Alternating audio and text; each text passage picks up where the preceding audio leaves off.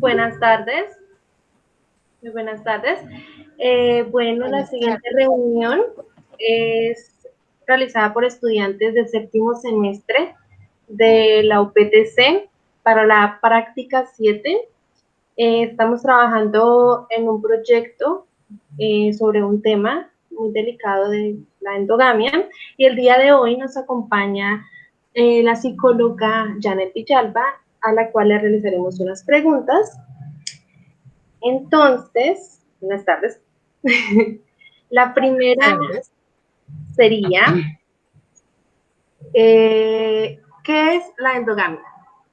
La primera, Bueno, la endogamia, digamos la endogamia, etimológicamente hablando, endo significa pues dentro, gamia tiene que ver con la unión, con el matrimonio como tal, al interior del mismo grupo social, ya sea llamémoslo aldea, llamémoslo familia, eh, contexto social. Es decir, básicamente es la unión de personas que tengan no solamente un grado de consanguinidad a nivel sanguíneo, sino también que compartan como un mismo contexto social, ¿sí? Entonces, la endogamia hace que personas de la misma familia, que es diferente del incesto, porque pues el incesto es más que todo entre relaciones sexuales con procreación entre padres e hijos o entre hermanos. Bueno, la endogamia abarca un poco más allá y tiene que ver con o con otros grupos familiares, llamémoslos primos, que a veces son primos en segundo, tercero y cuarto grado, y otros familiares, ¿sí? Entonces, pues esto ya sabemos que va a tener una afectación a nivel genético, específicamente pues en la salud del feto. Pero bueno, de endogamia como tal, pues hay muchísimos estudios, ¿no? Y sobre todo, pues ha sido una situación alarmante aquí en Boyacá a raíz de unos casos que se presentaron aquí en Tunja, ¿sí? Pero digamos, ya ahorita pues vamos a hablar un poquito como más de eso. Por ahora eso es endogamia, ¿no? Eh, Tener relaciones sexuales con fines de procreación entre familiares o miembros de un mismo grupo social o de contexto social. Esa es la endogamia.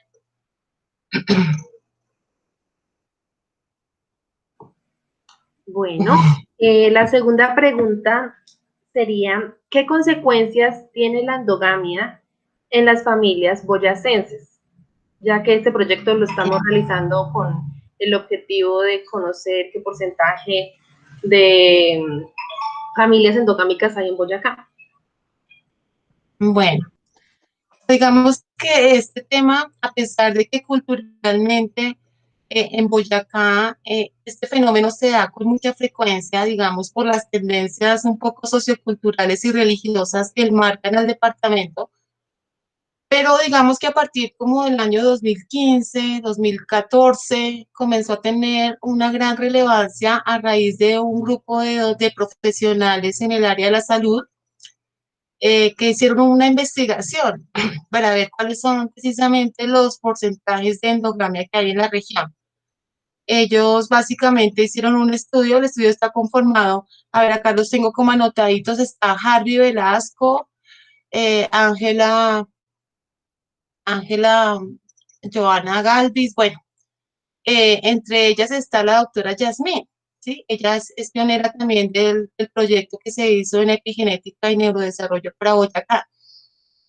Ellos sumaron una muestra de 152 personas al interior de Boyacá y aplicaron unos instrumentos para identificar cuáles eran como las principales enfermedades que se presentaban en los neonatos y en lo que es la infancia.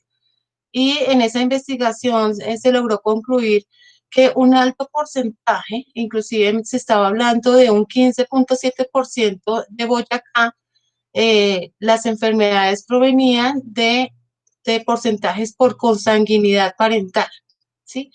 Entonces, pues ese fue un hallazgo importante, sin desconocer que acá en Colombia hay otros departamentos que también tienen un alto porcentaje, por ejemplo, como Antioquia, ¿sí? Cauca, pero pues Boyacá, el porcentaje también es bien representativo. hay que tener en cuenta que las consecuencias pues son inmensas. Tiene que ver mucho con la presentación de enfermedades huérfanas, raras u olvidadas. Esas serían como las consecuencias genéticas a nivel fisiológico en los niños cuando pues se ven expuestos como a este tipo de situación del vínculo parental consanguíneo que hay entre los padres. Es importante tener en cuenta que todo lo que es el ADN está formado pues por el genotipo y el fenotipo, ¿no? El genotipo tiene que ver precisamente con esa herencia genética que se transmite de generación en generación.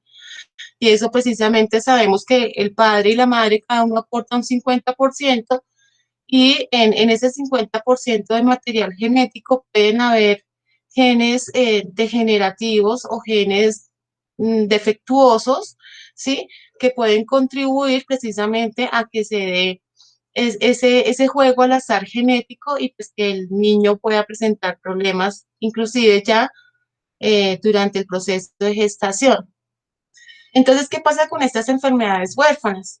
En un reciente documento que emitió el Ministerio de Salud y Protección Social, que es un documento del año 2018, es relativamente reciente, nos está hablando de que hay un promedio de 2.198 enfermedades huérfanas producto de consecuencias de factores endogámicos, ¿sí?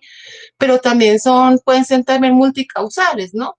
Digamos, cuestiones de que no haya un cuidado en el proceso de gestación, que haya habido consumo de alcohol o violencia, maltrato, digamos que eso es durante el proceso de la gestación.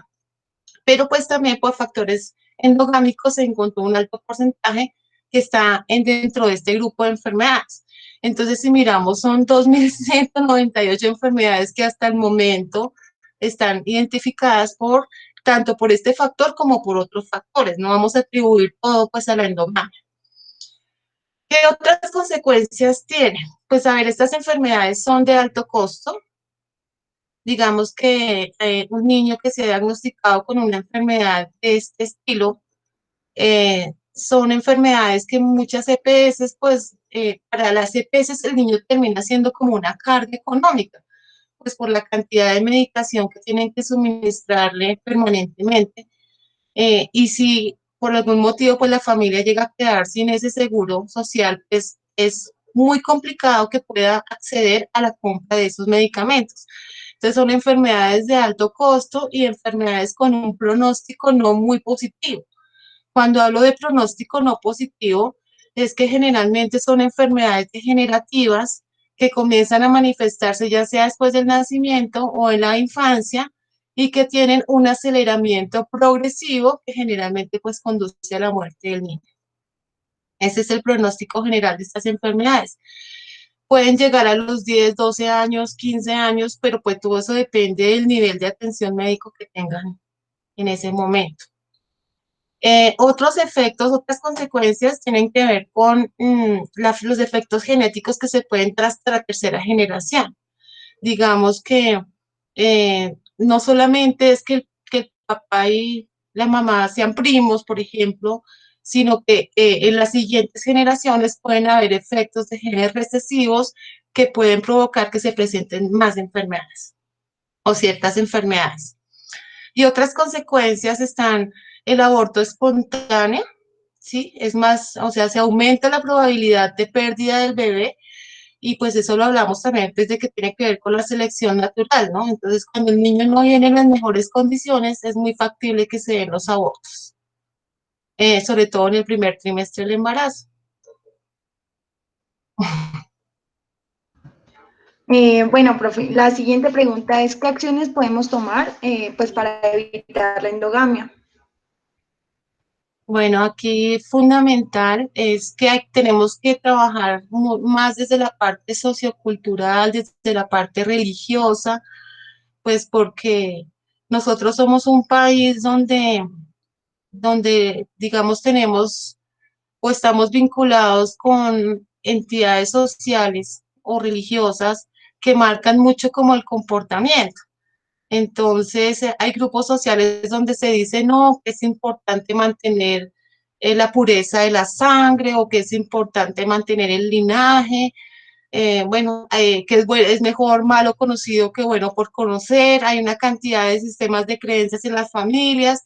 Es que yo conozco al hijo de mi hermana y eso es la perfecto porque el chico es muy juicioso y ya tiene carrera y le puede garantizar un bienestar a mi hija.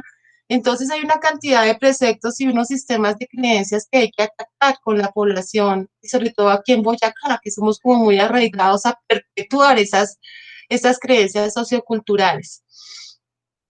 Pero lo más importante es generar conciencia en las familias boyacenses de que hay que planear la familia, ¿sí? Que en el momento en que dos personas se conocen, es importante conocer los antecedentes familiares de la pareja, hacer el famoso genograma familiar o el familiograma con toda la seriedad del caso, ver qué tendencias familiares hay. Eh, Algo, digamos, que notamos cuando hicimos las capacitaciones en los municipios aquí en Boyacá con el proyecto de epigenética y neurodesarrollo, es que hay pueblos, municipios en donde digamos, casi todos son de apellido González o todos son de apellido Pérez. Entonces uno les pregunta, pero ¿por qué hay tantos González y tantos Pérez?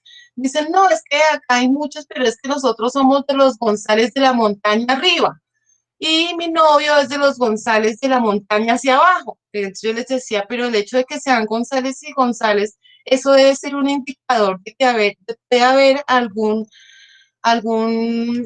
aspecto genético hereditario entre los dos, pero no. Generalmente ellos justifican y dicen que no, que ellos no tienen nada que ver con la familia, a pesar de que hay una posibilidad de que sí sean de la misma familia. De igual forma, algo que yo también noté ya como en la experiencia es que las familias niegan que son primos o que es el tío y la sobrina, pues por todo lo que pueda generar en los otros. Entonces, hasta cuando se les exige, bueno, pero ustedes, ¿por qué son Pérez Pérez? No, coincidencia, sí, no, no, nada, no, pero cuando pues uno indaga realmente sí vienen del mismo árbol genealógico. Otro aspecto importante entonces es toda la prevención del embarazo adolescente. Ya sabemos que pues los jóvenes, ellos tienen una cantidad de creencias un poco no válidas con respecto a la sexualidad, entonces es trabajar mucho el tema pues de prevención del embarazo adolescente, pues ya sabemos que donde hay un adolescente y hay embarazo, pues eso va a aumentar el círculo de pobreza dentro de la misma familia. O sea, un hijo adolescente va a ser una carga más para la familia porque pues, es un chico que todavía no está en condiciones socioeconómicas para poder mantener a un bebé. Y pues hay que hablar también de la madurez emocional, de la estabilidad laboral, de que no han tenido todavía el proceso de formación. Otro aspecto importante tendría que ver con que es necesario también generar conciencia a las personas que se van a casar, a la pareja, es de que asistan a consejería genética. La consejería genética les hacen todo un análisis sanguíneo para determinar qué probabilidad de enfermedades hay en los chicos. Digamos qué probabilidad tengo yo si tengo genes recesivos, genes dominantes, y mi pareja también tiene la posibilidad de que nuestro hijo pueda padecer ciertas enfermedades, es prevenir eso con consejería genética. La otra es, pues, sobre todo, yo pienso que lo más importante acá es trabajar el sistema de creencias, aunque no es fácil, porque si miramos un poco a nivel mundial, eh, hay unos grupos sociales a nivel de familias que se han caracterizado por tener dentro de ellos unas formas de vida muy estáticas, muy ritualizadas.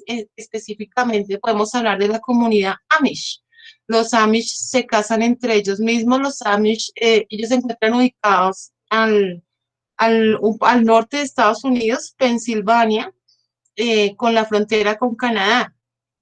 Y entre ellos, pues ellos mantienen, pues dentro de sus creencias que deben casarse dentro del mismo grupo social, que no pueden contraer un matrimonio con personas de otro grupo social, y que sea entre familiares hasta muchísimo mejor. Pues esas son como las creencias que ellos tienen. Y si miramos también, por ejemplo, en el gremio de los gitanos también se maneja ese mismo precepto, ¿sí? Dentro de las monarquías europeas, donde está el rey, que tiene sus hijas, entonces que las princesas tienen que casarse con personas del mismo linaje. Entonces, digamos que esas prácticas socioculturales, mientras se sigan manteniendo, pues es muy difícil que podamos hablar de aspectos de prevención, ¿no? Porque ya sabemos que lo religioso, las creencias y todo son muy fuertes en las personas.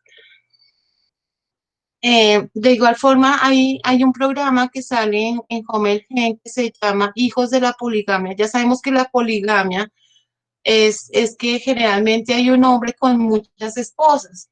Esos hijos todos conviven entre sí y pues ese tipo de relaciones familiares hace que se genere más la posibilidad de que se dé la endogamia, ¿sí? De hecho, hay unas protestas de estos chicos de hecho han hecho demandas para que generar conciencia de que ellos no quieren estar dentro de ese sistema normativo y tan restrictivo por parte de los padres. Uh-huh. Bueno, muchas gracias. Pues para finalizar y pues para terminar, queremos hacer una última pregunta. ¿Qué le incentivó a enfocar su investigación en la endogamia? Pues ya viendo que ya nos platicó un poco del proyecto que tuvieron de epigenética, quisiéramos saber qué los motivó y pues en especial a usted. Sí, muchas gracias. Bueno, yo pienso que tenemos que precisamente conocer, que ya sabemos que cada grupo social, cada municipio, cada región tiene unos sistemas de creencias muy particulares, pero que a la vez pueden ser cambiantes. O sea, digamos que los datos pueden variar. Una investigación te da una información de un momento, de un aquí y el ahora. Entonces, permanentemente debemos estar mirando cuáles son, qué datos nos arrojan esas comunidades y cómo se ha ido avanzando en el tema, sobre todo de los diagnósticos de enfermedades huérfanas raras o olvidadas, que es como se llama. Entonces, habla de trabajar con el tema de familias. Entonces, tenemos que estar permanentemente pues actualizando esos datos para realmente poder hacer como unos abordajes mucho más dados a que nos arrojen pues información muy valiosa para atender este tema de investigación. Y sobre todo pues yo creería que Colombia particularmente, las familias sobre todo, no solamente a nivel del campo, sino en las grandes ciudades, todavía hay un poco como de desinformación al respecto. Entonces, ellos consideran que lo importante es el amor, que lo importante es la unidad familiar, pero ellos no, digamos, no tienen como el conocimiento real de los efectos que tiene ese tema de la consanguinidad en la salud de los hijos. Entonces, es importante estar trabajando en eso, mostrando los riesgos, mostrando las consecuencias a las familias boyacenses para que precisamente se disminuyan esas prácticas de vínculo de uniones familiares dentro de los mismos grupos sociales y sobre todo dentro del interior de las mismas familias.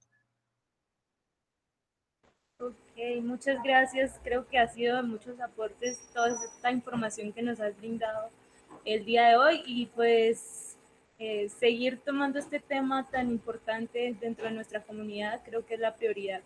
Y pues muchas gracias por su tiempo, por tomar estos minuticos para responder estas preguntas que nos ayudan a nosotras como futuras docentes y también pues a la comunidad. Muchas gracias. Bueno, mis niñas, muchísimas gracias. Entonces, que tengan una feliz tarde y muchos éxitos en esta asignatura. Gracias, profe. Gracias. Bueno, paremos la grabación. Muchas gracias.